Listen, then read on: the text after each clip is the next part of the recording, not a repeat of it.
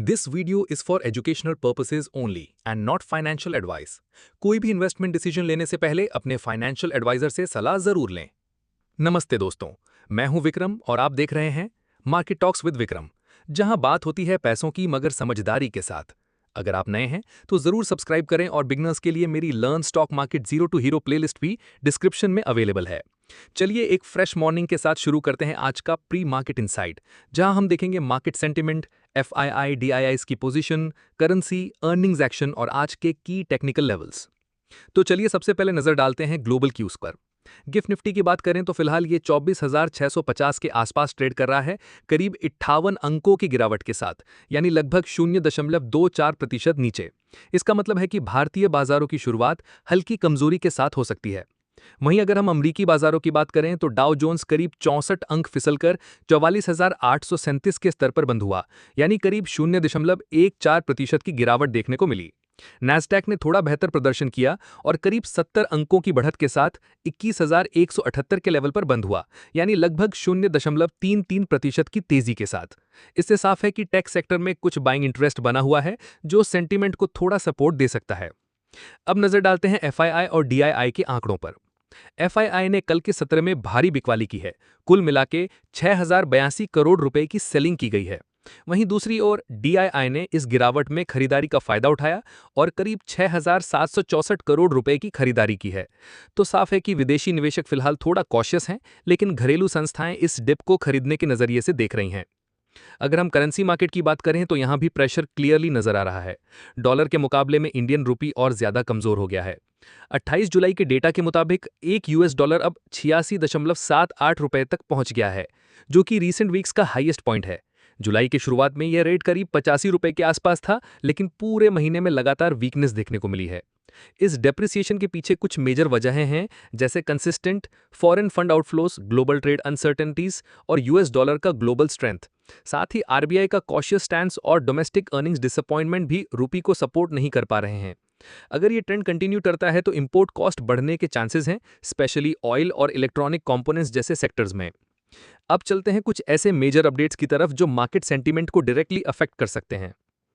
एक बड़ी global development सामने आई है, जिसका मार्केट सेंटीमेंट पर सीधा असर पड़ सकता है। यूनाइटेड स्टेट्स और यूरोपियन यूनियन के बीच एक नया ट्रेड फ्रेमवर्क फाइनलाइज हुआ है।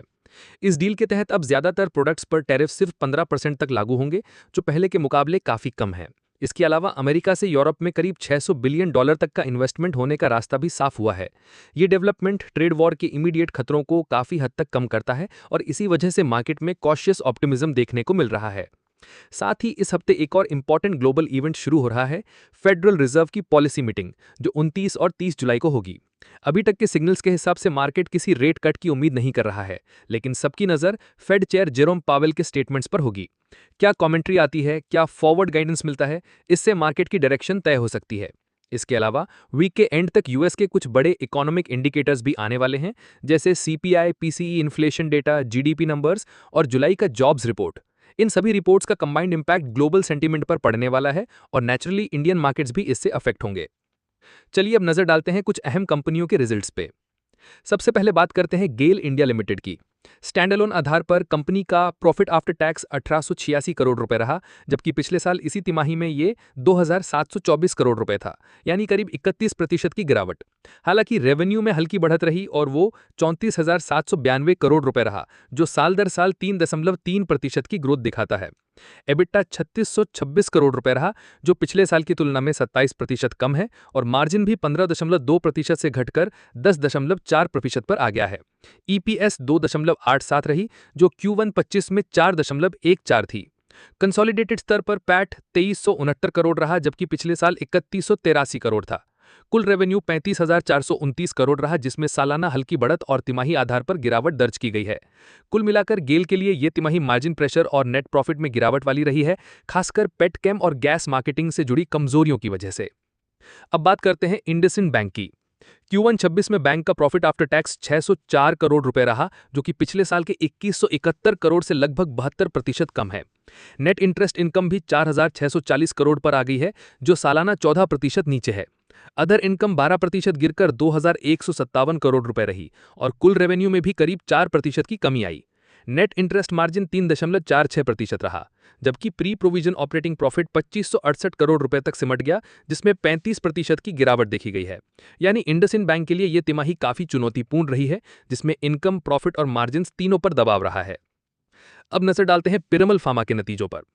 कंपनी का रेवेन्यू 1934 करोड़ रुपए रहा, जो पिछले साल 1951 करोड़ रुपए था, यानी लगभग 1% की year on year decline.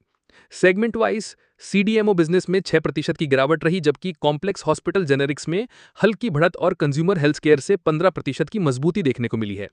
EBITDA 165 crore रुपए रहा, जो 26% कम है, और मार्जिन भी घटकर 9% पर आ गया है।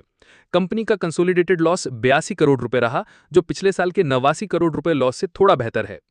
आखिर में बात करते हैं टोरेंट फार्मा की, जिसने इस तिमाही में मजबूत प्रदर्शन किया है। पैट 548 करोड़ रुपए रहा, जो पिछले साल की तुलना में 20% अधिक है।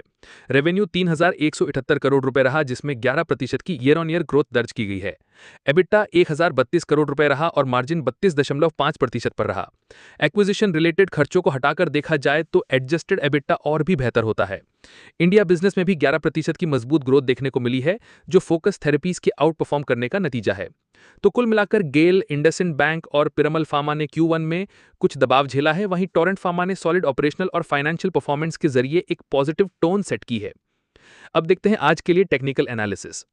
निफ्टी 50 ने 28 जुलाई को 24,680.90 के स्तर पर क्लोजिंग दी। फिलहाल बाजार में सेलिंग प्रेशर बना हुआ है और अगर ये दबाव जारी रहता है तो पहला सपोर्ट 24,468 के करीब देखने को मिल सकता है। इस लेवल के टूटने पर गिरावट और गहराने की संभावना है, जो हमें सीधे 24,336 के डीपर करेक्टिव जोन तक ले जा सकती है। अगर बाजार रिकवरी दिखाता है तो सबसे पहला रेजिस्टेंस जोन 24,894 से लेकर 25,026 के बीच बनेगा, लेकिन सबसे स्ट्रांग और डिसाइसिव रेजिस्टेंस क्लस्टर 25,100 से 25,250 के बीच में है। खासतौर पर 24,884 और 25,000 के आसपास सेलर्स दोबारा एक्टिव हो सकते हैं, जिससे रैली को रोकने की कोशिश होगी। दूसरी तरफ अगर हम बैंक निफ्टी की बात करें तो इसने 55,840.90 के स्तर पर क्लोजिंग दी है। यहां शॉर्ट टर्म सपोर्ट लेवल्स 55,762 और 55,563 के करीब टेस्ट हो रहे हैं। अगर 56,000 का साइकोलॉजिकल लेवल टूटता है तो अगला अहम सपोर्ट 55,500 के पास देखने को मिलेगा। ऊपर की तरफ इमीडिएट रेजिस्टेंस 56,407 से लेकर 56,660 के जोन में है। इसके अलावा कल का हाई यानी 56,576.75 भी एक क्रूशियल हर्डल रहेगा और उसके बाद 57,000 से लेकर 57,316.60 तक का जोन एक स्ट्रॉन्ग रेजिस्टेंस जोन के रूप में उभरता दिख रहा है। तो कुल मिला के आज के सत्र में दोनों इंडेक्सेस के लिए ये लेवल्स काफी अहम रहने वाले हैं। यहीं से हमें यह संकेत मिलेगा कि बाजार ब्रेकआउट की तरफ जा रहा है या ब्रेकडाउन की तरफ। आज के सेशन में कुछ की स्टॉक्स पर नजर बनी रहेगी जो या तो अपने बिजनेस अपडेट्स या फिर क्वार्टरली रिजल्ट्स की वजह से चर्चा में हैं। IndusInd Bank, Waaree Energies, NTPC Green, KEC International, Torrent Pharma, PNC Infratech, RPSG Ventures, Paradeep Phosphate और मोनाक सर्वेयर्स, ये सभी कंपनियां आज निवेशकों की निगाह में रहेंगी। इसके साथ ही कुछ हैवीवेट फर्म्स जैसे कि लार्सन एंड टुर्बो, एशियन पेंट्स, वरुण बेवरेजेस और बैंक ऑफ इंडिया भी आज अपने Q1 FY26 के नतीजे पेश करेंगी।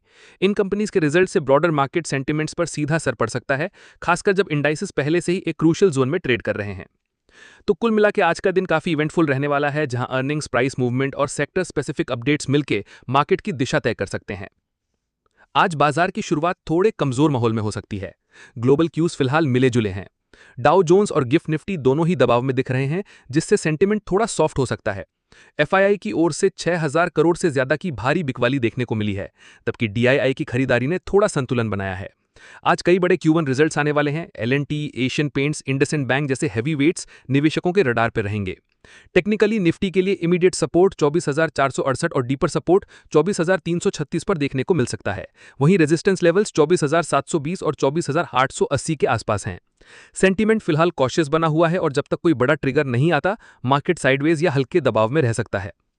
तो आज की स्ट्रैटेजी सिंपल है, मार्केट वीक टोन के साथ खुल सकता है, इसलिए अग्रेसिव बाइंग से बचें। निफ्टी जब तक 24,720 के ऊपर सस्टेन नहीं करता, तब तक रैलीज बेचने वाली स्ट्रैटेजी ही काम करेगी। बैंक निफ्टी भी 56,600 के ऊपर क्लोज नहीं करता तो शॉर्ट टर्म में हर बाउंस पर मुनाफा वसूली होगी। Result based stocks L&T, Indus, Asian Paints intraday action दे सकते हैं, बट जब तक एफआईआई डेटा और सेंटीमेंट में रिवर्सल नहीं आता, ब्रॉडर बाइंग अवॉइड करें। मार्केट में अपॉर्चुनिटी जरूर मिलेगी, लेकिन वो वही मिलेगी जो दिखे। मोमेंटम के पीछे मत भागो।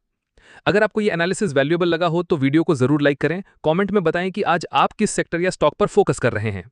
और अगर अब तक चैनल सब्सक्राइब नहीं किया तो अभी करें, क्योंकि यहाँ डेली प्री मार्केट एनालिसिस से मार्केट क्लोजिंग एनालिसिस की अपडेट मिलती है और बिगिनर्स के लिए मेरी learn stock market zero to hero playlist भी डिस्क्रिप्शन में अवेलेबल है। मिलते हैं मार्केट क्लोज